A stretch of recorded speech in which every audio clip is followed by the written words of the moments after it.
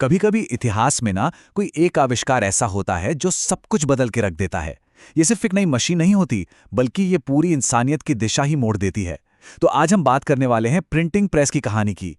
एक ऐसा आविष्कार जिसने ज्ञान, शक्ति और समाज सबकी नींव हिलाकर रख दी। तो सवाल ये उठता है कि आखिर एक मशीन में, एक आविष्कार में इतनी ताकत आई कहां से कि उसने क्रांतियों को जन्म दे दिया, बड़े बड़े साम्राज्यों को चुनौती दे डाली और हमारे सोचने का तरीका ही हमेशा के लिए बदल दिया। ये कहानी सिर्फ स्याही और कागज की नहीं है, ये कहानी है विचारों के आजाद होने की। जरा प्रिंटिंग से पहले की दुनिया की कल्पना कीजिए। किताबें हाथ से लिखी जाती थीं। सोचिए कितना धीमा और महंगा काम रहा होगा। मतलब ज्ञान कुछ गिने चुने मठों और महलों में बंद था। लेकिन प्रिंटिंग के आने के बाद मानो एक धमाका सा हुआ। जानकारी बिजली की तेजी से फैलने लगी। किताबें इतनी सस्ती हो गई कि आम आदमी भी खरीद सकता था। और ज्ञान, वो कुछ खास लोगों के हाथों से निकलकर जनता तक पहुंचने लगा। तो ये सब शुरू कैसे हुआ? देखिए, प्रिंटिंग की तकनीक कोई रातों रात नहीं आ गई थी। ये सदियों के डेवलपमेंट का नतीजा थी, जिसकी जड़ें चीन से लेकर यूरोप तक फैली हुई थी। चलिए इस सफर पर एक नजर डालते हैं। कहानी शुरू होती है चीन में वुड ब्लॉक प्रिंटिंग से। फिर कागज बनाने की जो कला थी वो अरब दुनिया से होते होते यूरोप पहुंची। और फिर आया वो बड़ा मोमेंट। लगभग 1440 में जर्मनी में जोहान्स गुटेनबर्ग ने एक ऐसा आविष्कार किया जिसने गेम ही बदल दिया। Movable type printing press. Gutenberg की तकनीक का जो असली जादू था ना, वो था मूवेबल टाइप। मतलब धातु के बने अलग अलग अक्षर जिन्हें आप किसी भी क्रम में जमा सकते थे। सोचिए, एक पेज छापा, फिर उन्हीं अक्षरों को निकाला और दूसरे पेज के लिए फिर से जमा दिया। हाथ से लिखने के मुकाबले ये अनबिलीवेबली तेज और एफिशिएंट था। और जैसे ही किताबें सस्ती और आसानी से मिलने लगी, एक गजब की चीज हुई। लोगों में पढ़ने का एक नया जुनून, एक नई दीवानगी पैदा हो गई। एक पूरा का पूरा नया रीडर क्लास उभर रहा था जो ज्ञान और मनोरंजन का भूखा था। जरा इस नंबर के बारे में सोचिए, 80%। 18वीं सदी खत्म होते होते यूरोप के कुछ हिस्सों में लिटरेसी रेट इस लेवल तक पहुंच गया था। ये कोई छोटा मोटा बदलाव नहीं था, ये एक जबरदस्त सामाजिक क्रांति थी। पहली बार किसान और कारीगर भी पढ़ सकते थे। और जब इतने सारे लोग एक ही भाषा में एक जैसी चीजें पढ़ने लगे, तो इससे भाषाओं को एक स्टैंडर्ड रूप देने में भी बहुत मदद मिली।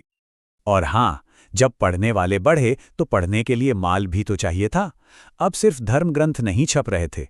फेरी वाले गांव में घूम घूम कर पंचांग, लोक कथाएं और बहुत ही सस्ती छोटी छोटी किताबें बेचते थे, जिन्हें पेनी चैपबुक्स कहते थे। मतलब मनोरंजन अब हर किसी के लिए था, चाहे वो कितना भी गरीब क्यों ना हो। लेकिन बात सिर्फ मनोरंजन पर नहीं रुकी। प्रिंटिंग प्रेस बहुत जल्द विचारों को फैलाने का सबसे ताकतवर जरिया बन गया। और ये वो विचार थे जो उस वक्त की सत्ता को सीधी चुनौती देने वाले थे।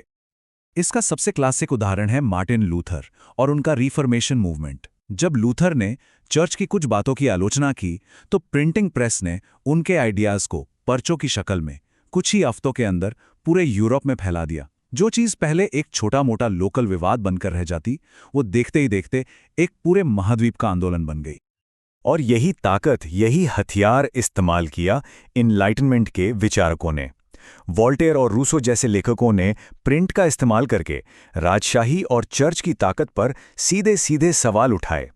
इसने बहस और चर्चा का एक नया पब्लिक कल्चर बनाया, जिसने आगे चलकर फ्रांसीसी क्रांति जैसी बड़ी घटनाओं की नींव रखी। और साइंस की दुनिया के लिए तो ये किसी वरदान से कम नहीं था। प्रिंट की वजह से साइंटिस्ट अपनी रिसर्च, अपना डेटा और सबसे जरूरी अपने डायग्राम्स और स्केच को बिना किसी गलती के हूबहू कॉपी कर सकते थे। इससे नॉलेज को बनाना और उसे फैलाना दोनों ही अविश्वसनीय रूप से तेज हो गए। अब विचारों की इस ताकत ने जल्द ही पॉलिटिकल शक्ल ले ली। प्रिंटिंग प्रेस क्रांतियों का हथियार बन गया और देशों की पहचान गढ़ने का एक जरिया। और इसका असर सिर्फ यूरोप तक ही सीमित नहीं रहा। फ्रांसीसी क्रांति के दौरान तो समझिए प्रिंटेड मटेरियल की बाढ़ ही आ गई। पर्चे, अखबार, कार्टून्स, इन सब ने मिलकर आज़ादी और बराबरी के विचारों को आम लोगों तक पहुंचाया और उन्हें उस वक्त के सिस्टम पर सवाल उठाने के लिए उकसाया। और जब ये टेक्नोलॉजी भारत पहुंची तो कहानी और भी ज्यादा दिलचस्प हो गई। ये एक दो-धारी तलवार साबित हुई। एक तरफ ब्रिटिश सरकार और ईसाई मिशनरियों ने इसका इस्तेमाल अपना राज मजबूत करने और अपने धर्म का प्रचार करने के लिए किया। तो वहीं दूसरी तरफ हमारे समाज सुधारकों और राष्ट्रवादियों ने इसी प्रिंट का इस्तेमाल जाति प्रथा पर हमला करने और पूरे देश में राष्ट्रीय चेतना जगाने के लिए किया। मतलब जो उपनिवेशवादियों का हथियार था, वही उनके खिलाफ प्रतिरोध का जरिया बन गया।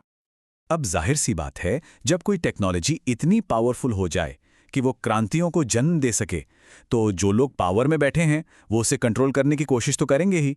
प्रिंटिंग प्रेस के साथ भी बिल्कुल यही हुआ। तो डर किस बात का था? डर था कंट्रोल खोने का। चाहे वो राजा हों, चर्च के बड़े बड़े लोग हों या कॉलोनियल सरकारें, सबको यही डर था कि अगर विचारों का ये खुला बहाव चलता रहा तो लोग सवाल पूछना शुरू कर देंगे और उनकी सत्ता को चुनौती देंगे। और इस डर का नतीजा क्या निकला? सेंसरशिप। रोमन कैथोलिक चर्च ने तो प्रतिबंधित किताबों की एक पूरी लिस्ट ही बना दी। यूरोप के राजाओं ने कड़े लाइसेंसिंग कानून लागू कर दिए और भारत में ब्रिटिश राज वर्नैक्युलर प्रेस एक्ट ले आया ताकि देसी भाषाओं के अखबारों पर लगाम कसी जा सके। लेकिन इतनी सारी पाबंदियों और कोशिशों के बावजूद सच तो ये है कि विचारों के इस सैलाब को रोका नहीं जा सका। प्रिंट ने दुनिया को हमेशा हमेशा के लिए बदल दिया था। आखिर में प्रिंट ने हमारे समाज के हर पहलू पर असर डाला। इसने हमारे सीखने का तरीका बदला, हमारे बहस करने का तरीका बदला और यहां तक कि हम खुद को एक समाज या एक देश के हिस्से के रूप में कैसे देखते हैं उससे भी बदल दिया। ये सच में एक क्रांति थी जिसे शब्दों ने ताकत दी थी। तो आज जब हम इस पूरी कहानी को देखते हैं तो एक बड़ा सवाल मन में उठता है, अगर प्रिंटिंग प्रेस ने हमारी मॉडर्न दुनिया बनाई, तो आज का ये डिजिटल मीडिया, ये इंटरनेट, ये कौन सी नई दुनिया बना रहा है? ये एक ऐसा सवाल है जिस पर सोचना बनता है।